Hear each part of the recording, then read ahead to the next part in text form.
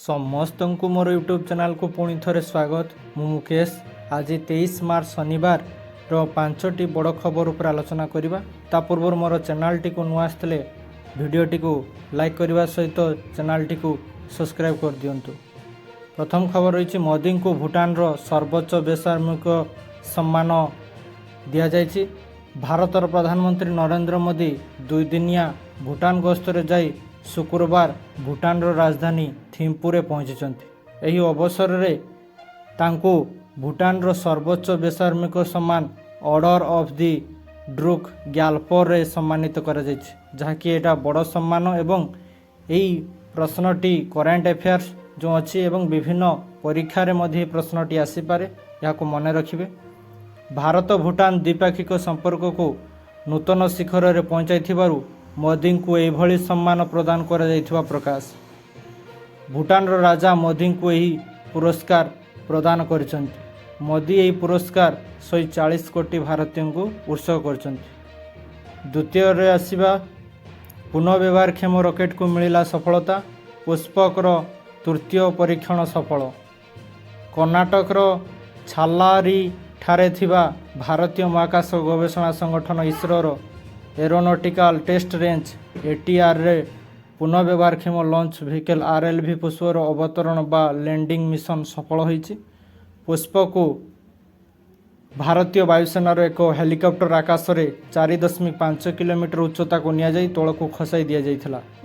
Rocket ପୁନଃବ୍ୟବହାରକ୍ଷମ ହେଲେ ମହାକାଶ ଅଭିଯାନର ଖର୍ଚ୍ଚ ଏହା ହ୍ରାସ ପାଇବ ଏବଂ ସବୁଠୁ ବଡ଼ କଥା ହେଉଛି ଯେ ଏହାକୁ ଯଦି ଆମେ ପୁନଃବ୍ୟବହାରକ୍ଷମ କରିବା ତାହେଲେ ବିଭିନ୍ନ ରକେଟ୍, ଅଚଳ ଉପଗ୍ରହ ଓ ନଷ୍ଟ ଉପଗ୍ରହର ଭଗ୍ନାଂଶର ସବୁର ଯେଉଁ ଆବର୍ଜନା ମହାକାଶରେ ଘୁରି ବୁଲୁଛି ତାହା ହ୍ରାସ ହେବ। ଏହା ବଡ଼ ଆମକୁ ଫାଇଦା ମଧ୍ୟ ଦେବ। ଏବଂ ତୃତୀୟରେ ରହିଛି, 28 ପର୍ଯ୍ୟନ୍ତ ED ହାଜତକୁ ଗଲେ କେଜରିୱାଲ। ଦିଲ୍ଲୀର ଅବକାରୀ ନୀତି ଅନିୟମିତତା ମାମଲାରେ ଗିରଫ ହୋଇଥିବା ଦିଲ୍ଲୀ ମୁଖ୍ୟମନ୍ତ୍ରୀ ଅରବିନ୍ଦ କେଜରିୱାଲଙ୍କୁ ସ୍ୱତନ୍ତ୍ର PML ଅଦାଲତ ମାର୍ଚ୍ଚ 28 ତାରିଖ ପର୍ଯ୍ୟନ୍ତ ପ୍ରବର୍ତ୍ତନ ନିର୍ଦ୍ଦେଶାଳୟ ED ହାଜତକୁ ପଠାଇ ଦେଇଛନ୍ତି। ଶୋଇବା ପାଇଁ ଖଟ ମିଳିଲାନି, ଚଟାଣରେ ଶୋଇଲେ ଅରବିନ୍ଦ କେଜରିୱାଲ।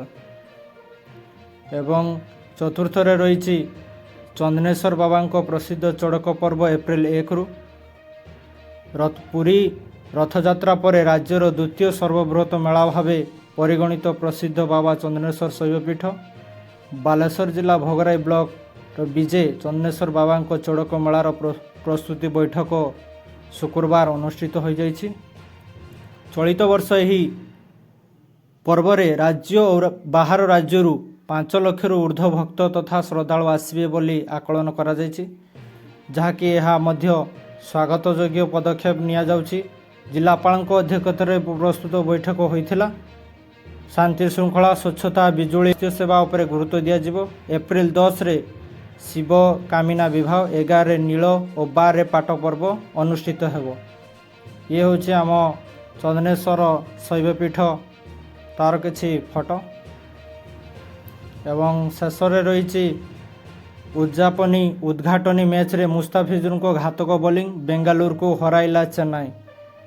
କାଲି ରୋମାଞ୍ଚକର ମ୍ୟାଚ୍ ହୋଇ ଯେଉଁ ବିଜୟ ଲାଭ କରିଛି ଚେନ୍ନାଇ, ତାହା ଚେନ୍ନାଇର ମୂଳଦୁଆକୁ ସୁଦୃଢ଼ କରିଛି।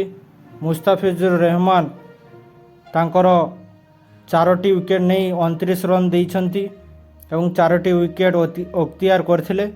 ତାଙ୍କର ଘାତକ ବୋଲିଂ ଫଳରେ ଶୁକ୍ରବାର ଅନୁଷ୍ଠିତ Indian Premier League 2024 Chennai Super Kings 6ଟି ୱିକେଟ୍ରେ ରୟାଲ ଚ୍ୟାଲେଞ୍ଜର୍ସ ବେଙ୍ଗାଲୁରୁକୁ ପରାସ୍ତ କରିଛି। ଏହା ଫଳରେ ଡିଫେଣ୍ଡିଂ ଚାମ୍ପିୟନ ବିଜୟରୁ ଚଳିତ ସଂସ୍କରଣରେ ଅଭିଯାନ ଆରମ୍ଭ କରିଛନ୍ତି ଚେନ୍ନାଇ ସୁପର କିଙ୍ଗସ୍। ଏହି ମ୍ୟାଚ୍ରେ ବାଂଲାଦେଶୀ ଫାଷ୍ଟ ବୋଲର 29 ରନ୍ରେ 4ଟି ୱିକେଟ୍ ନେବା ଫଳରେ ବ୍ୟାଟିଂ କରି ବେଙ୍ଗାଲୁରୁ 6 ୱିକେଟ୍ରେ 173 ରନ୍ କରିଥିଲେ। ତାହାକୁ ପିଛା କରି ଚେନ୍ନାଇ ସୁପର କିଙ୍ଗସ୍ ବିଜୟ ଲାଭ କରିଥିଲା। ଆଜି ମଧ୍ୟ ରୋମାଞ୍ଚକର 2ଟି ମ୍ୟାଚ୍ ରହିଛି।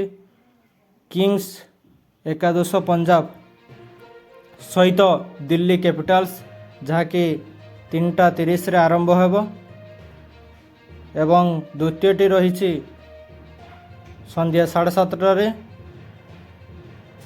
କୋଲକାତା ନାଇଟ୍ ରାଇଡର୍ସ ଭାର୍ସେସ୍ ସନରାଇଜର ହାଇଦ୍ରାବାଦ ଏହି ଦୁଇଟି ମ୍ୟାଚ୍ଟି ଆଜି ଖେଳାଯିବ, ଯାହାକୁ ଆପଣମାନେ ଷ୍ଟାର ସ୍ପୋର୍ଟସ୍ ଏବଂ ଜିଓ ସିନେମାରେ ଦେଖିପାରିବେ। ଆଶା କରେ କି ଆପଣମାନଙ୍କୁ ସମସ୍ତ ଇନଫର୍ମେସନ୍ ଦେଇପାରିଛି। ଭିଡ଼ିଓଟି ଭଲ ଲାଗିଥିଲେ ଚ୍ୟାନେଲଟିକୁ ସବସ୍କ୍ରାଇବ୍ କରିଦେବେ ଏବଂ ସେୟାର ମଧ୍ୟ କରିଦେବେ, ଯାହାଫଳରେ ସମସ୍ତେ ଏହି ଇନଫର୍ମେସନ୍ଟି ପାଇପାରିବେ। ରହୁଛି, ଧନ୍ୟବାଦ।